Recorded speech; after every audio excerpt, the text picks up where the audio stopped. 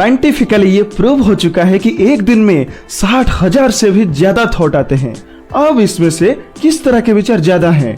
कितने विचार हम अपने लिए सोचते हैं, कितने दूसरों के लिए सोचते हैं, या फिर कितने विचार ऐसे हैं जहां हम सोचते हैं कि हमारा दोस्त, हमारे रिश्तेदार या कोई और दूसरा हमारे बारे में क्या सोचता है। अगर सामने वाला क्या सोच रहा है वो हम खुद ही सोच लेंगे तो फिर वो क्या सोचेगा? ये तो स्पॉन्टेनियस है, अपने आप हो जाता है।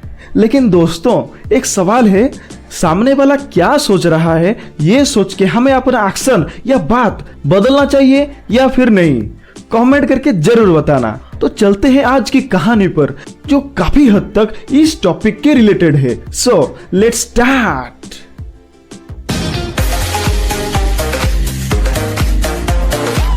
एक बार की बात है, दिल्ली में एक राजा हुआ करते थे। उन्होंने चरण सिंह को एक काम पे रखा था।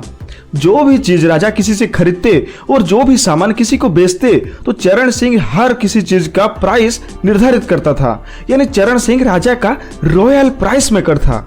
चरण सिंह सोचता था कि हर किसी को उसके सामान का सही मूल्य मिलना चाहिए और उसके इस ऑनेस्टी के चलते राजा को इतना मुनाफा भी नहीं हो रहा है। तो उन्हें ये लगा कि अब चरण सिंह जो है वो सही प्राइस सेट नहीं कर पा रहा है। अब रानी जी भी बोल रही थी कि उनके एक रिश्तेदार के भाई को यहाँ नौकरी पर रखने के लिए। तो राजा ने ये सोचा कि क्यों ना चरण सिंह को हटाकर रानी के रिश्तेदार वाले भाई को रॉयल प्राइस मेकर बनाया जाए, वो भी तो गणित में पढ़ाई की है। तो ऐसा ही हुआ और राजा ने नया रॉयल प्राइस मेकर बनाया रामकृष्ण को। अब रामकृष्ण आते ही तुरंत राजा को मुनाफा होने लगा, क्योंकि वो राजा को खुश करना चाहता था, जिसके लिए राजा जो भी कुछ खरीदते थे ये उसकी सही कीमत नहीं देता था और जो भी कुछ राजा बेचना चाहते थे वो उसकी प्राइस बढ़ाकर रखता था। राजा अपने मुनाफे से बड़ा खुश थे और राजा को इतना खुश देखकर रामकृष्ण भी बड़ा खुश था। दुखी तो सिर्फ वो लोग थे जो कि राजा के साथ सौदा करने आते थे। तो ऐसे ही एक दिन एक व्यापारी राजा के पास 50 घोड़े लेकर आया बेचने के लिए। अब हर बार की तरह राजा रामकृष्ण को पूछे कि बताओ इनकी 50 घोड़े की क्या कीमत है।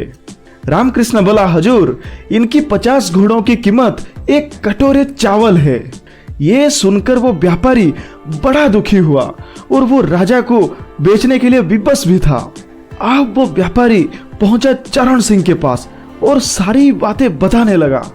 चरण सिंह ये सुनकर दुखी हुए और व्यापारी को एक प्लान बताया। अब प्लान के मुताबिक व्यापारी पहुंचा रामकृष्ण के पास और उसे एक बहुत खूबसूरत सा तोहफा दिया और बताया कि हजूर मैं आपके निर्णय पर बहुत खुश हूँ। मुझे पता है कि आपने मेरी 50 घोड़ों की कीमत एक कटोरे चावल बताया है, तो जरूर इसकी वैल्यू, इसकी कीमत बहुत ज्यादा होगी। रामकृष्ण उस तोहफा से बहुत खुश हो गया था और ये व्यापारी के मुंह से ऐसी बातें सुनकर लगा कि व्यापारी भी उसके निर्णय से बहुत खुश है। तो वो पूछने लगा कि बताओ व्यापारी, मैं और तुम्हारे लिए क्या कर सकता हूँ? ये बोलता है कि हजूर एक कटोरे चावल की कीमत अगर आप राज दरबार में सबके सामने समझा देंगे तो मुझे बहुत अच्छा लगेगा। ये बोला, हाँ हाँ क्यों नहीं, कल दरबार में आ जाओ, समझा दूंगा सबके सामने। रामकृष्ण सोचा राजा तो पहले से ही खुश है, क्यों ना कल थोड़ा व्यापारी को भी खुश कर दिया जाए। तो अब व्यापारी राज दरबार में पहुंचा और पूछने लगा, महाराज एक कटोरे चावल की कीमत मैं जानना चाहता हूं।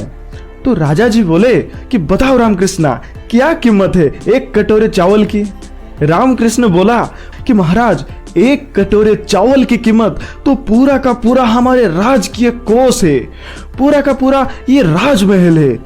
ये सुनकर व्यापारी बोला, महाराज मैं एक कटोरे चावल लेकर आया हूं, तो अब ये सब मेरा हो जाएगा ना?